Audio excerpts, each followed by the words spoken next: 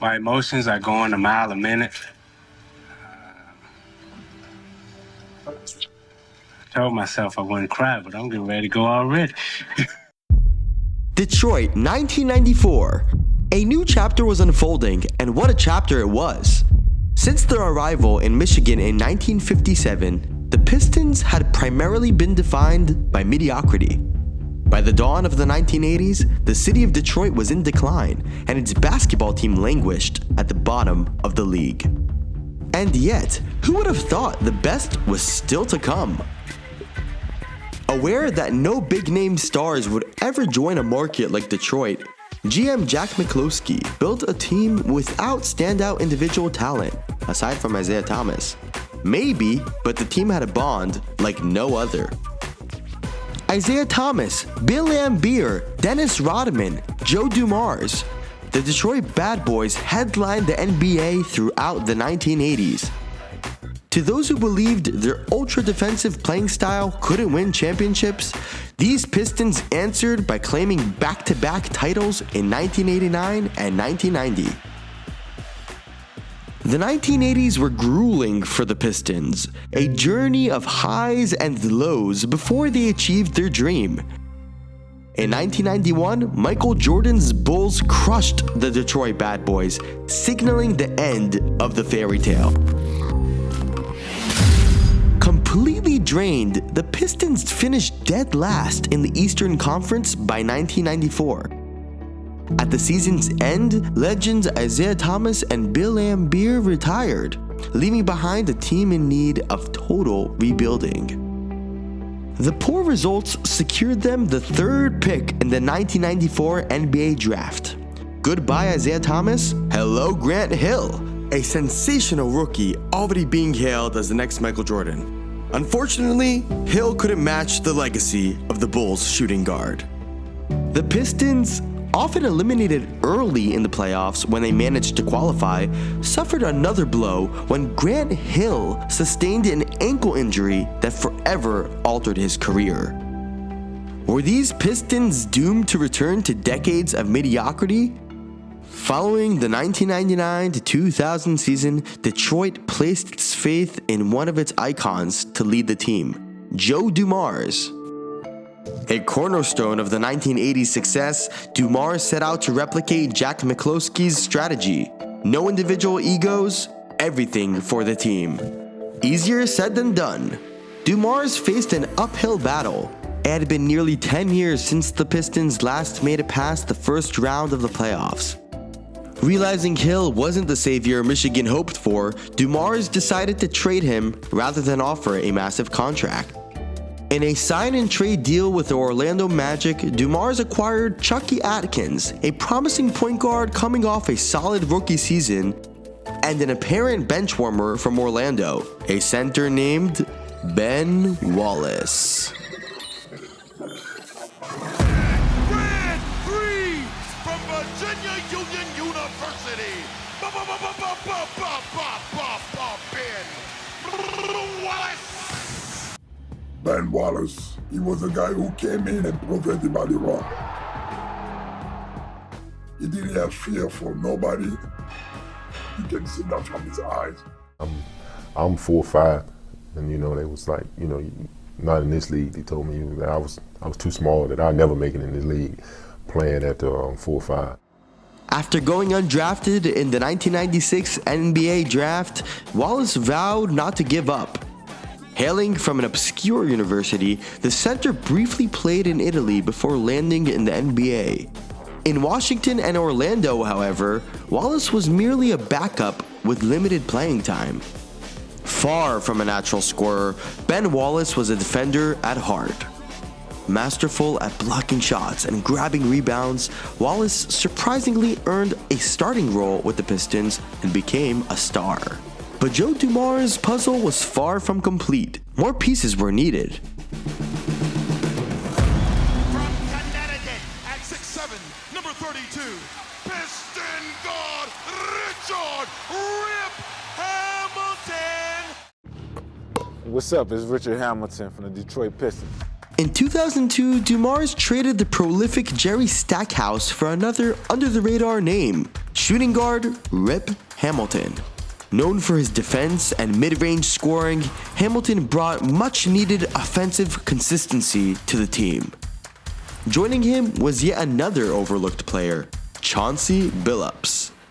The 6'3" Chauncey Billups.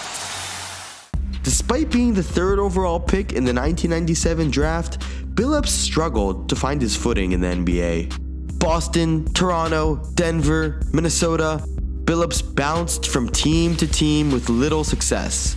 By the time he arrived in Detroit in 2002, he was widely considered a bust. I'm from Denver, Colorado. Went to Colorado.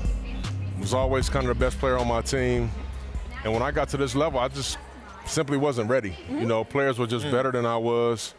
They were smarter than I was. I was always bigger than the guy that I played against. Guys were bigger than me. So I needed some time. In Michigan, Billups finally found his role, a steady floor general. Reliable and disciplined, he became the metronome of a team lacking raw star power. Broadway brought the whole leadership. He was the one that got every one of us calm, besides Tayshaun. You know, Tayshaun didn't get too hyped. It's Palestine for the Prince, Tayshaun Prince. At small forward, Tayshaun Prince, a lanky player who was far more dangerous than he appeared. Never named an all-star, Prince was a defensive nightmare and a versatile offensive weapon. We use the bad boys as the example. They set the example. They set that culture. So that was our whole thing. We watched and saw what they did, and we just emulated it. You know, obviously the rules and stuff was a little bit different, but we still played that grit grind style. You know what I'm saying? We all had each other's back through everything. Joe Dumars was cooking up a perfect recipe, or almost perfect. His biggest misstep came during the 2003 draft. Carmelo Anthony, Dwayne Wade, Chris Bosh? No. Dumars went with the infamous to bust Darko Milicic as the second overall pick. Yet, unlike other historic draft blunders, this one didn't derail Detroit's success. Quite the opposite. Within 2 years, Dumars' plan began to pay off. None of the players he brought in were big names, but they all had something to prove. Amazingly, in the 2001 to 2002 season, Detroit finished second in the Eastern Conference. Even more incredible, Ben Wallace, the supposed throwaway piece, was named Defensive Player of the Year, a title he'd win 4 times in his career. First of all, I just want to say that a defensive player is only as good as his teammates allow him to be. You know, my teammates, they came out this year, they worked hard. You know, they never stopped playing, they never gave up on plays, they never conceded anything. You know, they just stayed in the trenches with me, and I want to thank them for doing that. Sometimes I ask, but I said, man, do you sleep? He says, nah. I said, I honestly believe you don't sleep. Even though he's an NBA All-Star, Defensive Player of the Year, he never settles. You know, he never sits back and says, okay, I'm here now, I can go ahead and relax. Nah, Ben's still the first one to be there and the last one to leave. By the end of the 2003 season, Detroit had reached the conference finals only to be soundly beaten by the Nets. Did the team still need a bit more firepower? Once again, time for the world to see Mr. Rasheed Wallace. To complete the puzzle, Dumars added power forward Rasheed Wallace in 2004. A skilled shooter, a rare trait for big men of that era, Wallace was best known for his fiery temper during 8 seasons with Portland. A true hothead, Wallace racked up an astonishing 41 technical fouls in the 2001 to 2002 season, nearly won every other game. You're playing on the road and you might have that 1 or 2 people behind the bench and they always in your ear, and sometimes you don't want to hear it. You know, that's what I do out there on the floor, and you know, that gets my teammates into it. It's no secret guys in the NBA love to talk, but according to his teammates, what separates Sheed from the others is his ability to back it up. You can talk as much as you want, but if you can't walk it, you know what I mean, it don't really matter. There's other players in the league that talk a lot, but a team ain't good, so it don't matter. He brings that attitude and that ability to go out and say something and you know, stand behind it. And when you got a guy like that on your team, in certain situations, it changes the game. Before she got there, we was good. But when she came, we was great. You know, I think that was the final piece of the puzzle. It was the 4 pieces I needed. What was the difference for you when you went to Detroit as opposed to when you were in Portland? No more technical fouls? I mean, I played with some great players in Portland, too. I'm not knocking the guys that I played with, but first thing that came to my head was, cool, but I got some guys that's here, and it's time to go ahead and do it. Chauncey Billups, Rip Hamilton, Tayshaun Prince, Rasheed Wallace, and Ben Wallace. DeMar's quintet was complete, and the best was yet to come. Been thrown away, been knocked down, then you climb all the way to the top of that mountain. Now it's not just me believing in what I knew I could be. It's the world now. I proved it to the world now. Knocks it away, Wallace for the steal. Alley-oop. On James inside for Ilgauskas, blocked by Ben. Eric Snow, left wings to Derek Coleman, baseline drive. Ben blocks the shot. Wait, hopping into a turnover. Ben blocked again. Got rejected by Ben, saved by Lindsay. Ahead to Rip, behind him to Ben for the jam. Chauncey with a drive, flips it up and in. That's a big-time match. What a finish. Hamilton and Ginobili. Rip. Back up to Chauncey.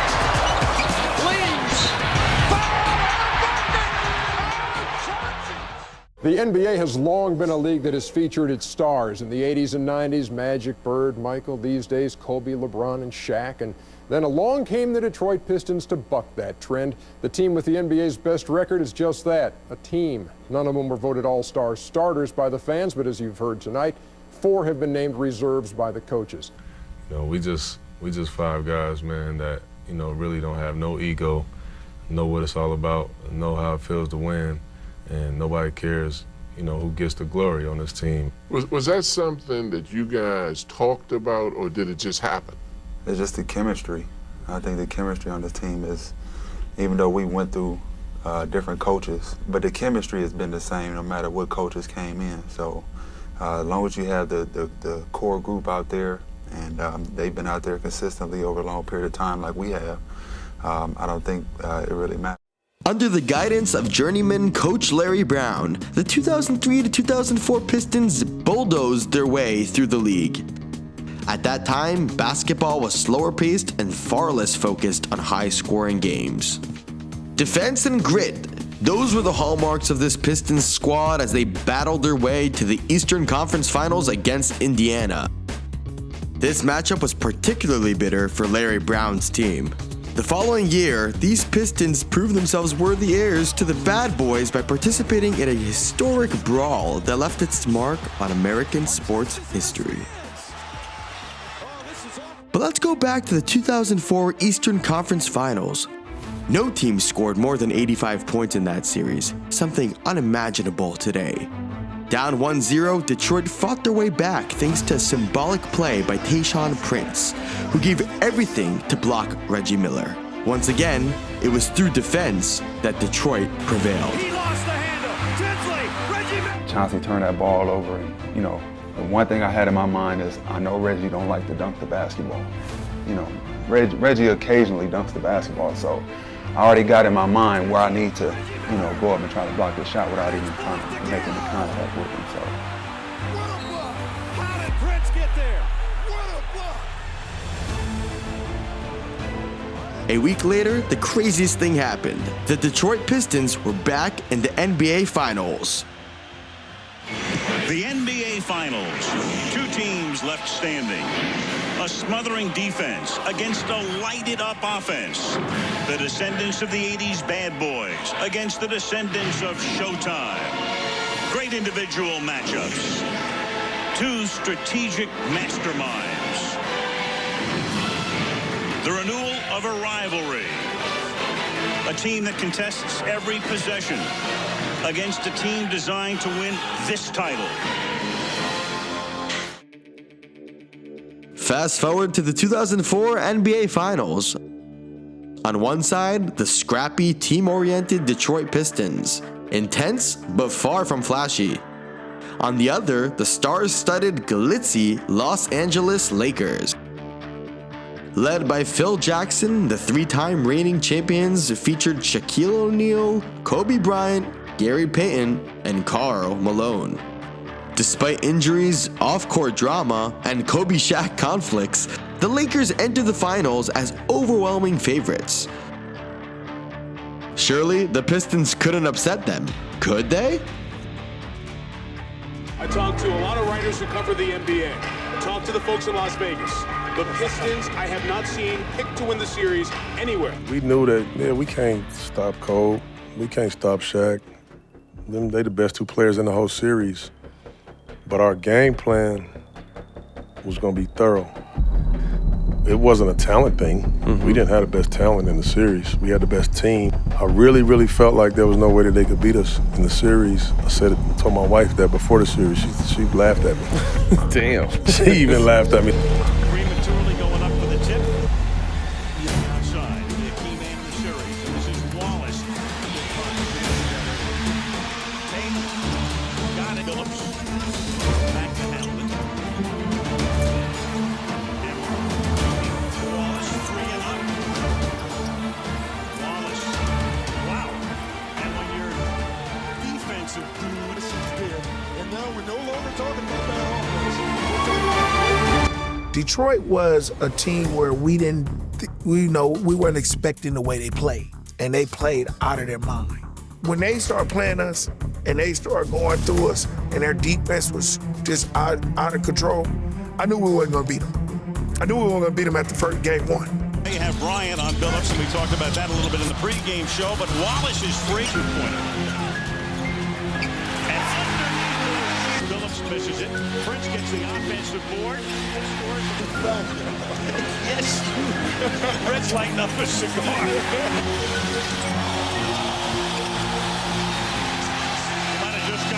3 seconds, 2 seconds, 1 second, it's over. It's happened. It's happened, Detroit. You believed in this team, and they have delivered a third NBA World Championship to the Motor City. An incredible story written by this Piston team this year. Everybody deserves this, not just me. The team is all about hard work, going out working for everything that you want, and appreciating everything that you have. Incredible, magnificent, phenomenal.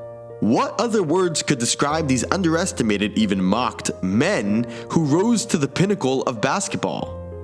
The Lakers' defeat in the finals, the first for Phil Jackson, shocked the basketball world.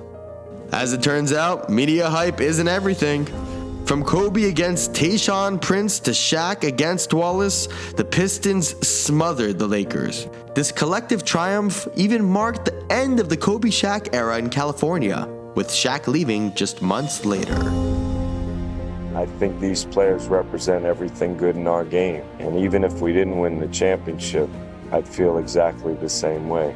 They do it right, they respect the sport, they care about young people that play our game. I think it's the greatest testimony to teamwork and hard work. And as a result, we won a championship, and they took me along for the ride.